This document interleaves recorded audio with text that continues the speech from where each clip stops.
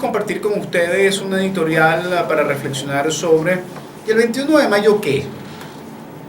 Hasta ahora los planteamientos políticos que se han desarrollado en el marco de la oposición venezolana, en el marco del espectro político venezolano, se debate en relación al 20 de mayo, con la diferencia de que el gobierno de Maduro, el madurismo, ya está gobernando, porque de hecho tiene el poder, ostenta el poder, y ellos están gobernando para el 21, el 22, para junio, para julio. La reconversión monetaria nos los van a imponer a partir de junio. Ellos están ya formulando políticas públicas sin ningún tipo de desparpajo, sin ningún tipo de complejo. Mientras que el archipiélago de la oposición, que está hoy compuesto, entre otros grandes islotes, por principalmente tres, podríamos decir: aquellos que están participando en la elección, aquellos que convocan a no participar en la elección, que a su vez se dividen en aquellos que reclaman mejores condiciones para participar en mejores condiciones, y aquellos que llaman a la abstención por la abstención misma.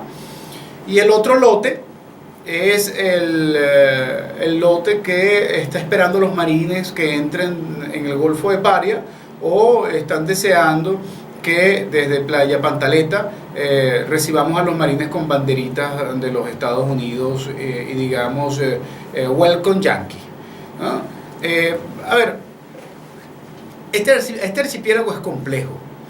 Es difícil tratar de unificar todos los esfuerzos desde la oposición venezolana. Pero lo que sí es cierto y lo que debemos tener absolutamente claro es que es imposible poderle ganar a este gobierno en un marco de división. A ver, es una cosa de cuatro dedos de frente. Ellos tienen el 30%.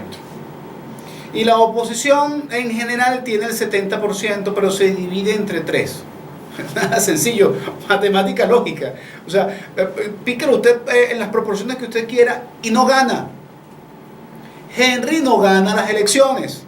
El Frente Amplio no gana nada con una abstención, y los otros se quedarán vestidos y alborotados esperando a que los marines lleguen a resolvernos el problema. Y si llegan a resolvernos el problema, no será a nosotros, será el problema de ellos en relación con el suministro de petróleo. Entonces, bueno, en el marco de esta profunda contradicción, en verdad que nos es muy difícil tratar de secundar alguna de estas posturas sin que entremos en la necesaria reflexión de la unión. Por lo menos 2 de 3 de estos factores tienen que unirse para poder derrotar a Maduro. Maduro tiene un porcentaje que él conoce. Él sabe muy bien que tiene un 15% de voto duro. Bueno, porque hay dependencia ideológica, porque hay afinidad, porque están chupando, porque están enchufados, por las causas que usted quiera. Aquí hay un 15% de la población que está comprometida con el gobierno de Maduro. Ese es su piso.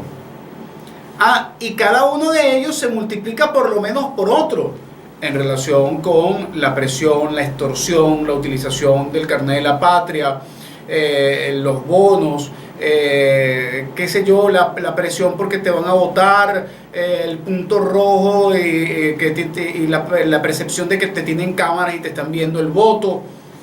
Toda esa mampara de terrorismo de Estado, de terrorismo de gobierno, que utiliza el gobierno de Maduro para poder ampliar sus redes, y sobre eso entonces generar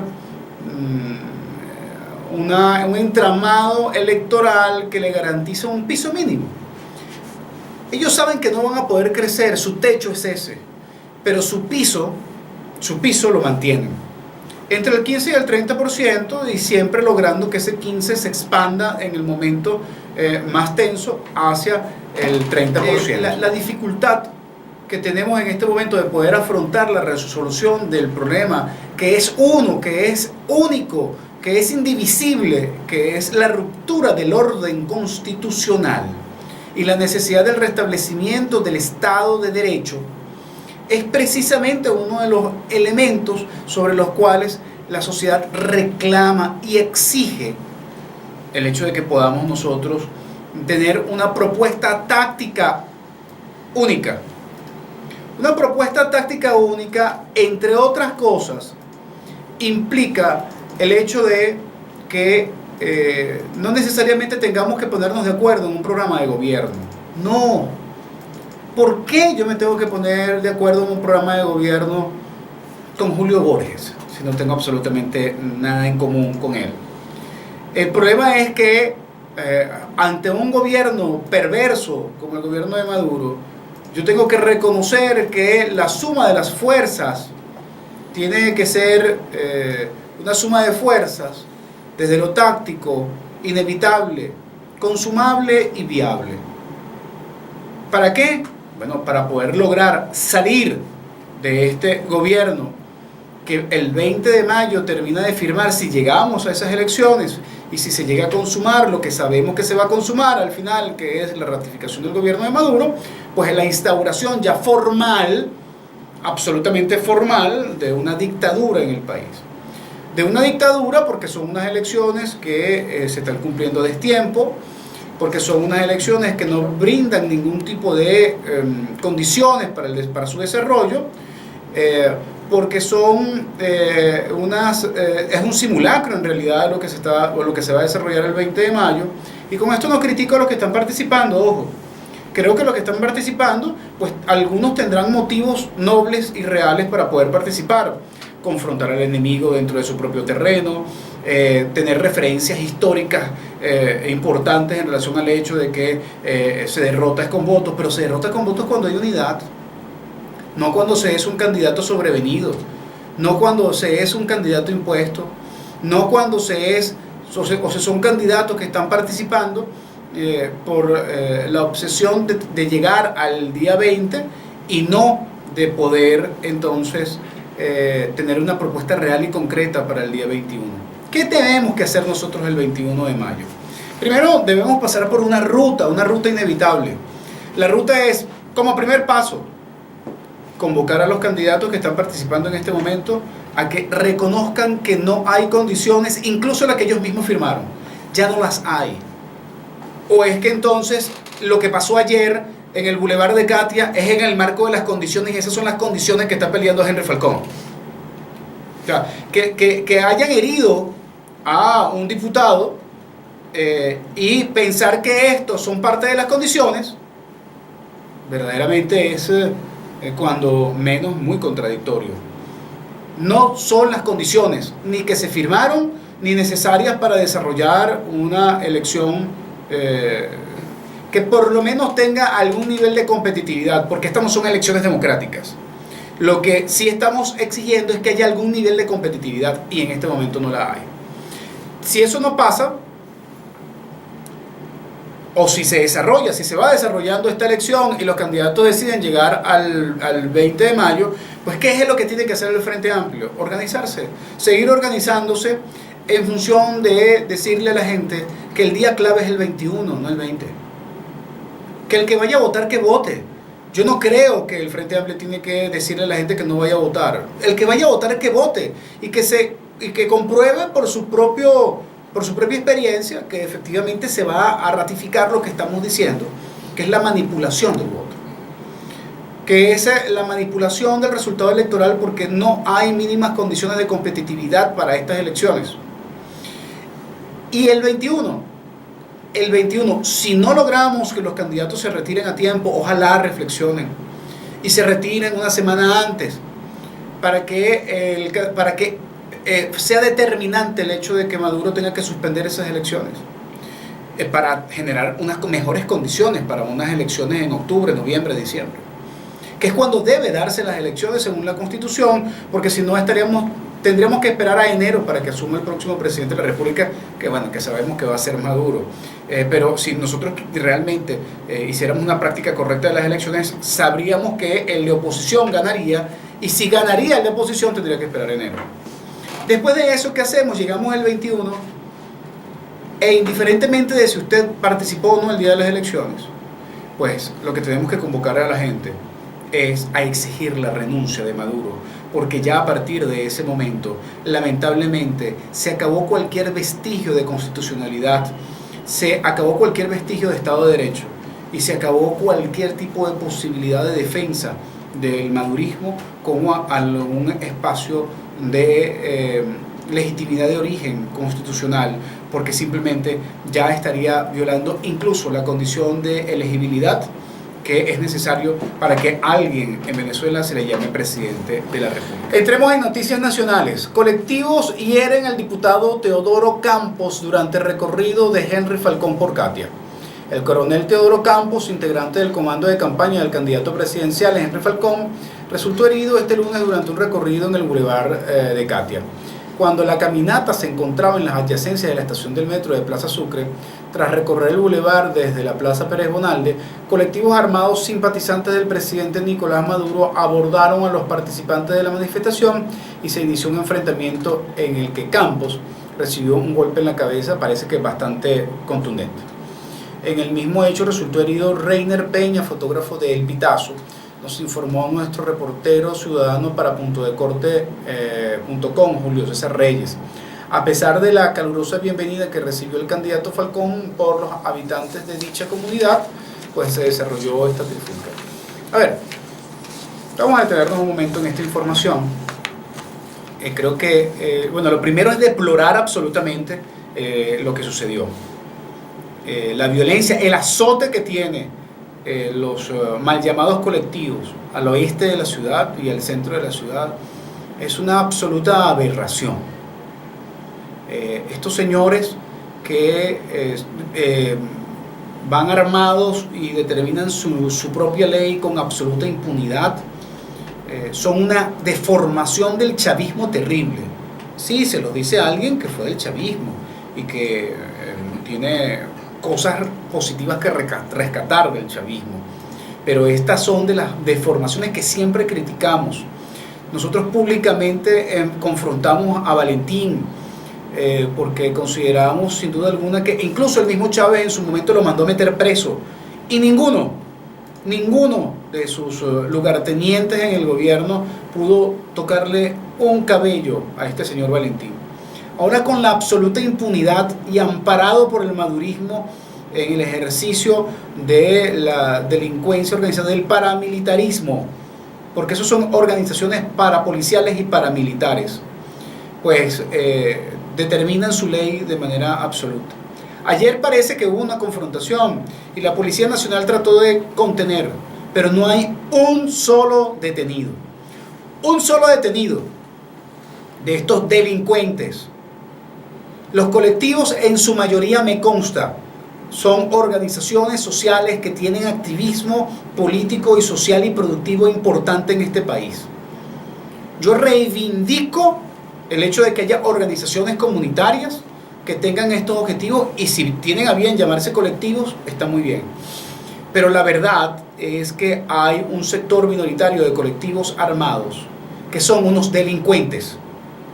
Y esos señores tienen que estar presos, detenidos, enjuiciados, porque lamentablemente perjudican cualquier tipo de actividad social que se desarrolle. La Fuerza 17 nos dice saludos desde México. Saludos, la Fuerza 17. Estos colectivos que utilizan las armas con absoluta impunidad son amparados por sectores del gobierno. Son funcionales al gobierno para generar terrorismo de Estado. Y lamentablemente, en un gobierno, en un Estado decente, nosotros exigiríamos que fuesen detenidos y que fuesen tramitados a través de la Fiscalía. Pero es que si la Fiscalía sabe los nombres de todos esos delincuentes, y sin embargo no pasa absolutamente nada. Sin embargo, son muy buenos los funcionarios del gobierno para salir a reclamar sanciones en Suiza o en Panamá, pero no salen a detener a estos delincuentes asalariados por el gobierno y mucho menos salen a hablar algo sobre las víctimas del incendio en Policarabobo, del cual vamos a hablar dentro de un rato. Falcón criticado por decir que obligará a Lorenzo Mendoza a bajar los precios. Bueno, en el marco de esta movilización, al final el candidato logró terminar con éxito su recorrido, aún a pesar del altercado que lamentamos nos preguntamos, y si ustedes dicen que hay condiciones, entonces ¿para qué se quejan? Discúlpenme la ironía. Nosotros lamentamos y deploramos totalmente lo que pasó ayer, pero lamentablemente también son parte del juego, porque si ustedes dicen que hay condiciones para las elecciones, esto es parte de las condiciones que ustedes mismos están amparando. Insisto que es lamentable esta situación.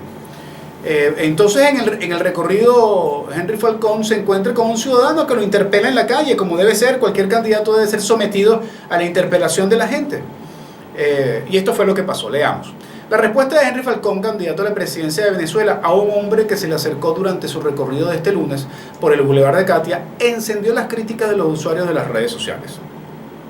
El hombre detuvo a Falcón para preguntarle si estaba con el pueblo o los de arriba y decirle: hay que obligar a Lorenzo Mendoza a que baje los precios. Y el candidato le respondió: así es. Insistente, le preguntó al dirigente de Avanzada Progresista: ¿tú vas a hacer que Mendoza baje los precios? A lo que contestó Henry Falcón: no, eso lo vamos a hacer nosotros como gobierno. Varias propuestas de Falcón, como la promesa de la entrega de una tarjeta de dólares, han sido señaladas de populistas. Su conversación de este lunes además se contradice con sus anunciadas intenciones de construir una economía moderna en la que el sector privado sea el principal actor del crecimiento. Minutos después de su encuentro con este hombre, el equipo de Falcón fue atacado y el diputado Teodoro Campos, como ya lo dijimos, fue agredido. A ver, yo he tenido alguna experiencia en relación a esto de participar en elecciones, ¿no? Como candidato, como asesor, en diversas funciones. Y si algo pasa en la calle es que la gente tiene y asume el derecho de interpelarlo a uno. Ahora, las interpelaciones en función de lograr votos no implica darle razón a la gente en la calle de todo lo que dice. Yo tuve mis trifulcas, en el buen sentido de la palabra, mis debates en relación con gente en la calle. Y están grabadas, por cierto, se transmitieron por Periscope. El debate sano de decirle a la gente lo que uno realmente piensa como candidato se ve mucho más honesto y además es mucho más sincero que el pretender agarrar y repartir besos, abrazos, cargar a niños y además también darle la razón a todo el mundo que se acerque a decirte que si haces esto van a votar por ti. No, Henry. Lamentablemente respeto que estés participando en las elecciones. No creo que seas colaboracionista. En verdad que no voy a caer en esa descalificación tan torpe por parte de sectores de la oposición tradicional. Pero lo que sí te puedo decir, Henry, es que el populismo y la demagogia se paga con una derrota que, si además es ante un gobierno populista y demagogo, Valera no asume la responsabilidad por víctimas de incendio en Poli Carabobo. La ministra para el Servicio Penitenciario, Iris Valera, dijo este lunes que la tragedia ocurrida el miércoles en el calabozo de Poli Carabobo no es de su competencia. Las declaraciones llegan 5 días después de que murieran 68 personas en un motín y posterior incendio. Todavía se desconocen las causas. A ver, antes de seguir leyendo la noticia. Iris, todo aquel que no es procesado, todo aquel que es detenido y no es procesado por la justicia, y que en el marco del no ser procesado y estar detenido en una celda de una comisaría y muere, es responsabilidad de los entes públicos. Ahí murió gente inocente. Todos los que murieron ahí no merecían morir porque no hay pena de muerte en este país, Iris. No seas cínica, Iris Valera. Eres muy buena. Tienes la boca muy grande para decirle a los venezolanos que se han ido del país que no vuelvan porque no son necesarios. Eres extraordinaria para enjuiciar a Rodríguez Torres o para señalar a aquellos que estamos diciéndole al gobierno de Maduro que es un traidor, que nosotros somos los traidores. Eres excelente, Iris Valera, para no hacer tu trabajo y para poner a los privados de libertad con braga amarilla a que griten, Chávez no se va, Maduro, así es que se gobierna, y adoctrinar ideológicamente a quienes están en este momento condenando pena, pero no por ello son soldados del gobierno del sistema, ni están obligados a tener que ser parte de un adoctrinamiento ideológico, Iris Valera. Ellos deben ser reinsertos socialmente, y la reinserción social no es darse golpes de pecho por Fidel Castro. Iris, usted tiene responsabilidad, y como estamos en un estado de impunidad, lamentablemente, los que creemos que lo que aquí se hace, aquí se paga, yo no tengo ninguna duda, Iris Valera, que usted en su vida pagará las consecuencias de las acciones u omisiones como ministra de las cárceles de este país, del Ministerio Penitenciario. Usted, señora Iris Valera, y el gobernador Lacaba, y el presidente de la República, y el ministro de Interior y Justicia, tienen responsabilidad directa de la muerte de 68 personas, que por cierto se dice personas en un motín, pero es que no está claro incluso si es en un motín. Hay tesis y argumentaciones que explican que las situaciones fueron otras.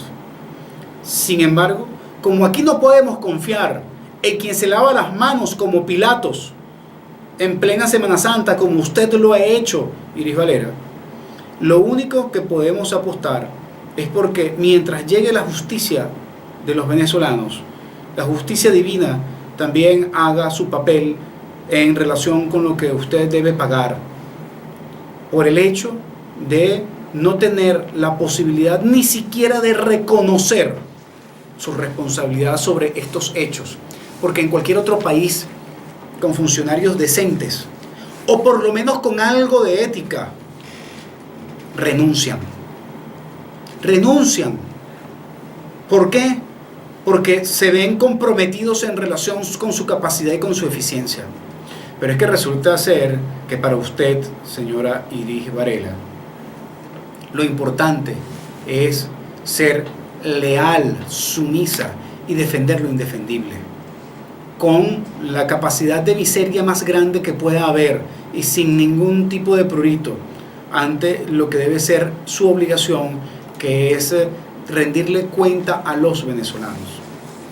Así que continúo leyendo esta absurda, increíble y miserable declaración de Iris Valera que hizo desde Radio Miraflores. Hubo una tragedia que nos duele en el alma con personas que estaban allí en calabozos policiales del estado de Carabobo que no le corresponden al Ministerio Penitenciario. Al Ministerio Penitenciario le corresponde que todo aquel que sea detenido sea procesado y asignado a cárceles con condiciones dignas. No hay condiciones dignas en ninguna cárcel, y mucho menos en los calabozos de una policía. Eso es función policial. Entonces usted está diciendo que el responsable es la Cava. Eso es lo que está diciendo, que el responsable es la Cava. Dijo Varela en su programa radial No Te Prives, transmitido por la emisora estatal Radio Miraflores. Lo que sí sale corriendo Iris, resulta ser que pasaron 5 días para que se pronunciara y no podía hacer nada porque tenía que ir al programa de radio. O sea, ir al programa de radio que ella hace y no pronunciarse, lo podían hacer, en verdad que son capaces, pero bueno, pero ya era casi al colmo. Pero por Twitter, mientras estuvo de vacaciones, se preocupó mucho por las sanciones suizas. ¿Qué preocupación tiene usted con las sanciones si no hay nada que temer entre los funcionarios del Estado del madurismo? Entonces, ¿por qué les duele unas sanciones del gobierno suizo o del gobierno de Panamá? Si usted tiene alguna empresa en Panamá, Iris, que le preocupe, o alguien muy allegado a usted tiene algunos dólares que fueron sancionados y represados por las medidas tomadas por el gobierno de Panamá.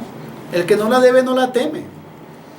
Varela explicó que decidió pronunciarse al respecto porque tiene conciencia de lo ocurrido y era necesario abordar el tema. te tocaba ir al programa de radio, no tenías otra, Iris. En su programa radial la ministra defendió el sistema penitenciario venezolano, el mejor del mundo.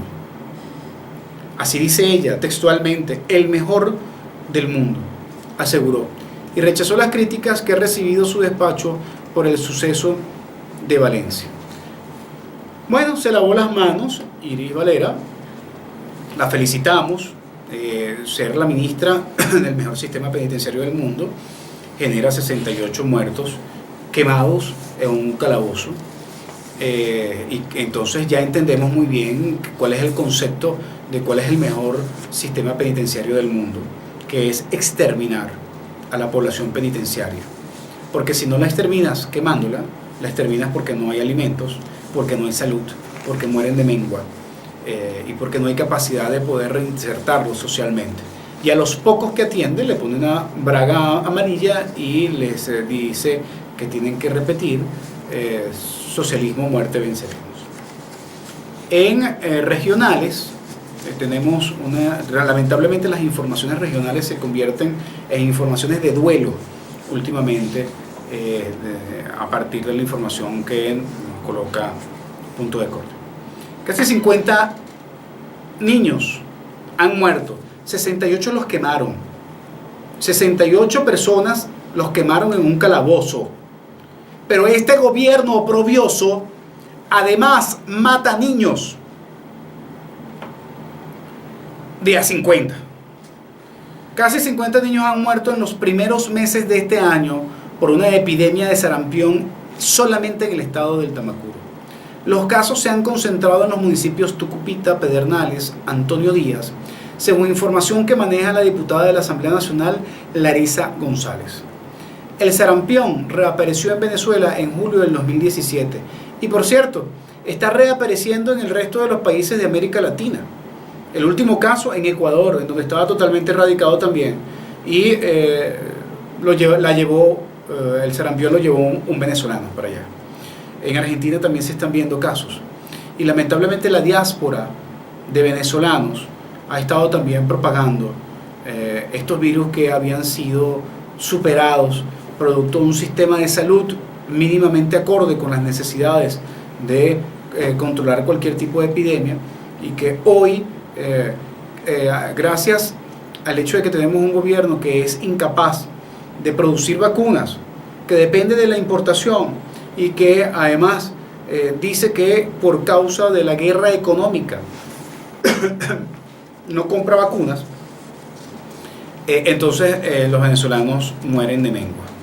El sarampión reapareció en Venezuela en julio del 2017 en el estado Bolívar.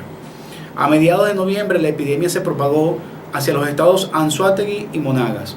La Organización Panamericana de la Salud, OPS, confirmó a finales de enero que la enfermedad se expandió a del Tamacuro, Miranda, Vargas, Zulia y Apure y Distrito Capital. Venezuela concentra 80% de los casos confirmados con sarampión entre las 9 naciones de América que reportaron muertes por esta enfermedad durante los primeros 3 meses del 2018. Y ojo, que algunos cuantos de estos países reportan la enfermedad, como ya dije, porque son venezolanos los que están propagándolo. El éxodo de venezolanos a países latinoamericanos ha empeorado el cuadro. La crisis del asunto de la salud es tan dramático que este domingo, después de ir a quemar a Judas en la esquina de Tracabordo, en Parque Carabobo, por cierto, un Judas de 3 cabezas, Maduro, Erika Farías de 4, Erika Farías, Reverol y Tibisay, que hicimos junto con la gente de Frente Norte, de Ciudadanía Activa, y bueno, y ahí estuvimos los miembros de MDI, Somos Ciudadanos, y un grupo de vecinos de la Candelaria. Después de eso nos fuimos a la iglesia de la Candelaria convocados por el doctor Carlos Pérez Pérez. El doctor Carlos Pérez Pérez es el responsable de inmunología del Hospital de los Magallanes. Y ahí se encontraban con un grupo de personas afectados por VIH, que dependen absolutamente de la entrega de retrovirales, que es el medicamento que tienen que tomar para poder preservar su vida. y que hasta ahora había sido entregado por el altísimo costo de estos medicamentos por el gobierno de Venezuela, hasta el año pasado y antepasado que ha empezado a fallar el suministro, y en este año que no ha habido suministro de los retrovirales. Aquí estar enfermo de SIDA, que es una enfermedad que ya está siendo controlada. Conversamos con una de las personas que tiene 20 años conviviendo con la enfermedad y que afortunadamente ha recibido de manera pertinente y adecuada los medicamentos.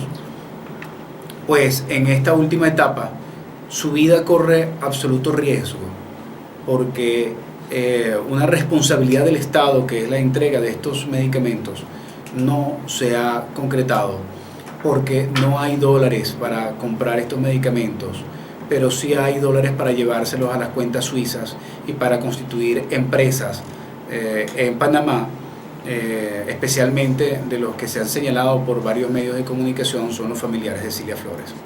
Esta misma, su asistente, llamó al doctor Carlos Pérez Pérez después de la denuncia que hacen en relación con la ausencia de retrovirales, para recoger información y comprometerse a resolver el problema. De esto pasado 2 semanas o 3 semanas. Sí, bueno, los mismos que se llevan los dólares para que no haya retrovirales llaman y dicen que van a resolver el problema para no resolverlo. Es parte precisamente de la lógica madurista, de la lógica de este gobierno perverso, de este gobierno oprobioso, de este gobierno que además es absolutamente entonces con cínico. Las últimas noticias que tenemos acá a nivel de noticias económicas, a nivel internacional y de informes especiales. DICOM solo ha entregado 5 millones al sector privado en lo que va de año. Es un éxito que en 4 meses se hayan entregado 5 millones de dólares. Es increíble. O sea, todavía han tenido 5 millones para distribuirlo entre gente que está solicitando estos montos, en su mayoría seguramente para poder producir algo, si es que se puede producir en nuestro país. La asignación de divisas para el sector privado sigue siendo claramente insuficiente. Cifras oficiales muestran que en el mes de febrero fueron designados 2.8 millones de dólares a este sector. Esa cantidad sobrepasó los 2.2 millones de dólares otorgados en marzo. Esta resulta ser una cifra precaria si la comparamos con el promedio mensual asignado en el 2017 de 115.9 millones. No comparemos, por favor, con las del 2012 y 2013, en donde semanalmente se entregaban 200 millones. Señaló la firma Datos, que se destaca en realizar estudios estadísticos. Los números reflejan una reducción del 97.5% y la tendencia pareciera que se mantendrá en lo que resta de año. Las consecuencias, según los expertos y economistas, es que Venezuela sentirá más escasez y desabastecimiento de productos, además de un elevado impacto de sus precios. A ver, el barril de petróleo hoy está en 60. Venezuela llegó a tener un momento de quiebre desde el punto de vista presupuestario en el año 2014, con un barril de petróleo a 20. Sin duda alguna que el presupuesto tenía que afectarse. No era la guerra económica, compadre. No. Es que nosotros no ahorramos en el momento de vacas gordas, no tuvimos nada en el momento de vacas flacas, y además este gobierno dispendioso siguió permitiendo la corrupción y el desvío de los fondos públicos, al punto de que ya para el año 2013 se calculaba que había una fuga de capitales por más de 500.000 millones de dólares. Y ya no sabemos cuánto en estos últimos años, pero con estas cifras, en donde se nos dice que lo que se ha distribuido hasta ahora son 5 millones de dólares, en una economía en donde la renta petrolera sigue siendo el centro fundamental de atención del ingreso, y aún a pesar de la caída de la producción del barril de petróleo, del petróleo en Venezuela, que el barril esté en 60, no nos puede permitir justificar el hecho de que solamente se distribuyan 5 millones de dólares. Al precio que usted quiera. Yo no sé ya en cuánto lo están vendiendo, no sé en cuánto oferta DICOM, 30.000, 3.000, o sea, no tengo ni idea, porque es una locura de desnivel y de desproporción, pero al precio que usted quiera venderlo, igual el Estado tiene la obligación de garantizar que haya recursos para la producción venezolana. Y si no, debe permitir que el sector privado produzca sus propias divisas para generar el estímulo de su propia circulación. Y eso tampoco se permite. En un Estado en donde el gobierno tiene la capacidad del monopolio de las divisas y no permite que otro las produzca y que otro también pueda tener su propio mercado en función de la distribución, y que está prohibido hacer intercambio de las divisas, pero todo el mundo las cambia, e incluso ya uno va a centros comerciales y te venden en dólares, no equivalentes a dólares, no, te piden dólares. Ya, vaya a City Market y cómprese un teléfono y se lo venden en dólares. Aquí en Sabana Grande, no es en la High, no. En muchos sitios, es más, si usted va a vender un carro o va a vender un apartamento, así sea en Katia, te lo están cobrando en dólares, ¿vale? Te lo están cobrando en dólares. Aquí es cuando la propuesta de Francisco Rodríguez, jefe de la propuesta económica de Henry Falcón, da risa, ¿no? Porque ellos plantean la dolarización de la economía, pero de facto hay una dolarización encubierta, que por cierto no favorece ni ayuda absolutamente en nada a la soberanía nacional en relación al control de los recursos nacionales. Entonces, en el marco precisamente de esta situación, quien tiene el monopolio y el control de las divisas no las otorga para los elementos fundamentales del estímulo a la producción venezolana, y por supuesto que se genera aún más dependencia de las importaciones. Esta dependencia de las importaciones beneficia al generalato, a los altos cargos del gobierno que tienen acceso y control de las divisas para importar. Por cierto que en estos días Vladimir Padrino anda en Rusia supervisando la fabricación de unos fusiles que se están produciendo en Rusia y que seguro no van a pagar en petros ni en rublos, seguro los pagarán en dólares.